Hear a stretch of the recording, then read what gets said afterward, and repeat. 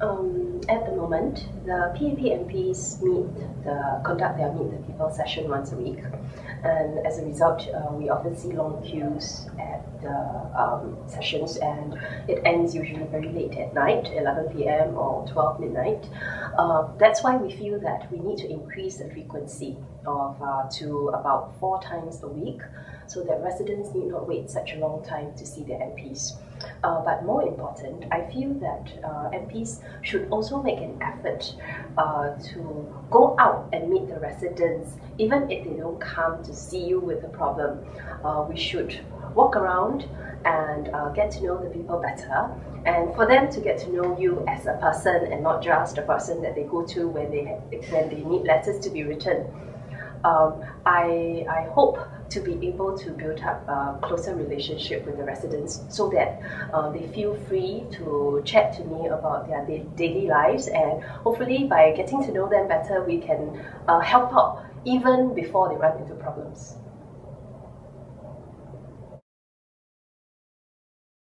Now, one of the biggest issues in this election is actually the cost of living. There are many components to the cost of living, some of which can be controlled by government, some not.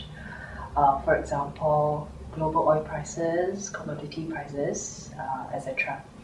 Now, in order to help the people cope, we need to ensure that wages grow to at least keep pace with the rise in prices.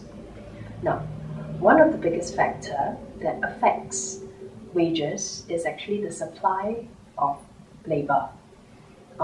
Basic economics tells us that when the supply of labor increases, wages will decrease. Mr. Gunn said that economic growth actually has a greater impact on wage than the supply of foreign workers. And he quoted a couple of examples to substantiate his claim. He said that in 2007 and 2008, when there was an influx of foreigners, wages actually rose. But when we checked the data, we found that that is not true. In 2008, real wages actually fell. And he also said that in 2009, wages rose when foreign workers left. But when we looked at the population figures, in 2009, there was an increase. So it does not gel with what Mr. Gunn has said. The growth rate of GDP increases from 2005 to 2007, but that for real wages is actually decreasing. The two does not move in tandem. Now, this second graph here shows you the population growth rate versus the real wage growth rate. And you can see that in every single year from 2005 to 2009, the two graphs move in tandem but in opposite directions. When population growth rate goes up, wages goes down.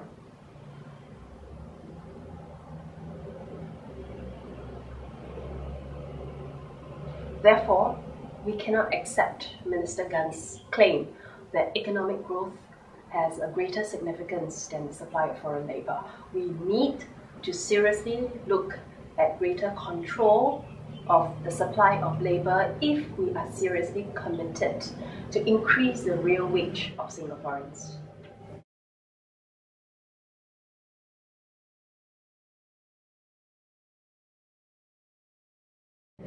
I don't really think too much about the different roles that I'm playing.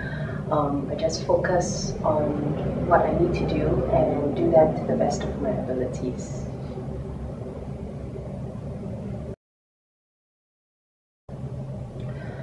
I feel that we are getting very single-dimensional in our thinking and pursuing economic growth at the expense of a lot of other things, which imposes social cost on us. And I hope that I will be able to contribute something by joining opposition, to contribute to having a more diverse and robust discussion on policies, and at the same time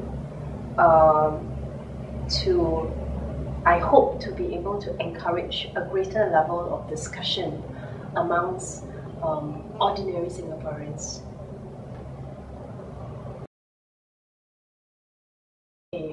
I've been married for 10 years without kids before we actually thought about adopting.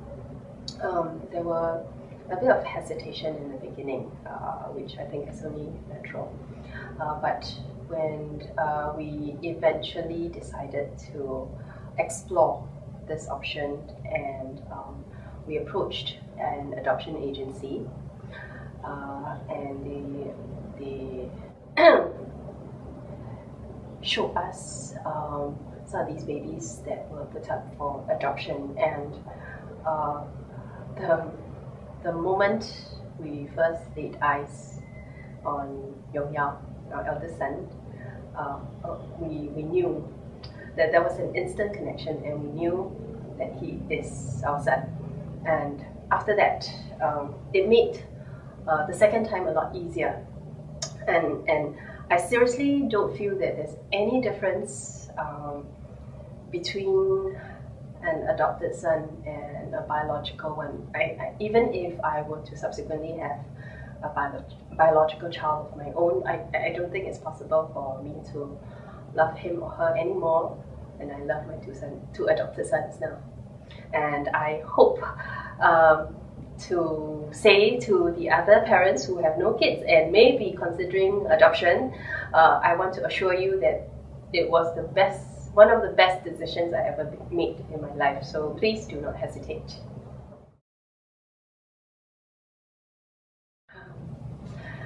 Well, we were both accorded government scholarships and both sent to Cambridge University. So it so happens that our flight to UK was arranged on the same day. We were not sitting together during the flight, but in the coach ride from Heathrow Airport to Cambridge University, we were seated next to each other. And it was about a 2-hour coach ride, and we started talking to each other, sharing our what led us to where we were at that point in time, and that's how we got to know each other. And then for the next 2 years, we were just friends. And after 2 years, we actually went on a cycling tour together, and we cycled through Cornwall and Lake District, and I guess the scenery helped.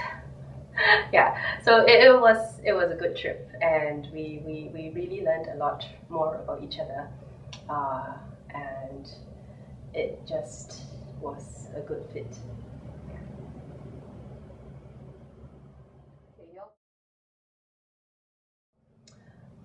My philosophy in education is diversity and choice.